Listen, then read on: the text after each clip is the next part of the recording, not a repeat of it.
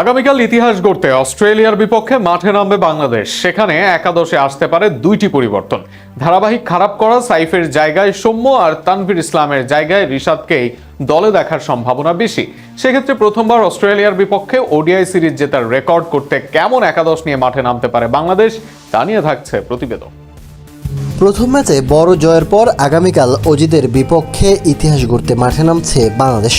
2005 সালের পর এবারই প্রথম তাদের বিপক্ষে ওডিআই জিতেছে টাইগাররা। অন্যদিকে এবার সুযোগ সিরিজ জয়ের ইতিহাস গড়ার। সেই সুযোগের ম্যাচে একাদশে আসতে পারে একাধিক পরিবর্তন।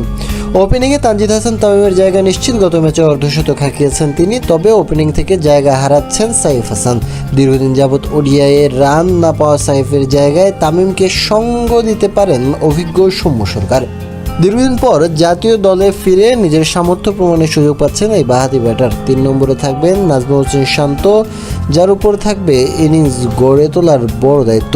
4 নম্বরে দেখা যেতে পারে তৌহিদ হৃদয়কে। মিডল অর্ডারে বাংলাদেশের সবচেয়ে নির্ভরযোগ্য ব্যাটারদের একজন তিনি। উইকেট রক্ষক ব্যাটার হিসাবে লিটন কুমার দাস খেলতে পারেন। 5 নম্বরে অভিজ্ঞ এই ক্রিকেটার ইনিংস ধরে রাখার পাশাপাশি শেষ দিকে দ্রুত রান তোলার সামর্থ্য রাখেন। মিডল অর্ডারে অলরাউন্ডার হিসেবে সুযোগ পেতে পারেন মোসাদ্দেক হোসেন সৈকত। ব্যাট হাতে কার্যকর ভূমিকার পাশাপাশি প্রয়োজনে বল করলেও দলকে সাহায্য করতে পারেন তিনি। আগের ম্যাচের এই ম্যাচ সেরা খেলোয়াড় করেছেন 86 রান, তুলে নিয়েছিলেন 2 গুরুত্বপূর্ণ উইকেটও। 4 বছর পর এসে কেরিয়ার সেরা পারফরমেন্স করেছেন এই আবহানীর অধিনায়ক।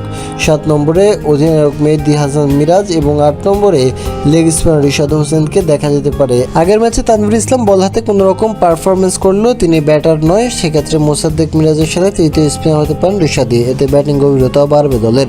পেস ডিপার্টমেন্টে চেঞ্জ আনার সম্ভাবনা কম। অভিজ্ঞ তাসকিন আর ফিজের সাথে গতি তারকা নাহিদ রানাকে দেখা যেতে পারে আগামীকাল স্কোয়াডে।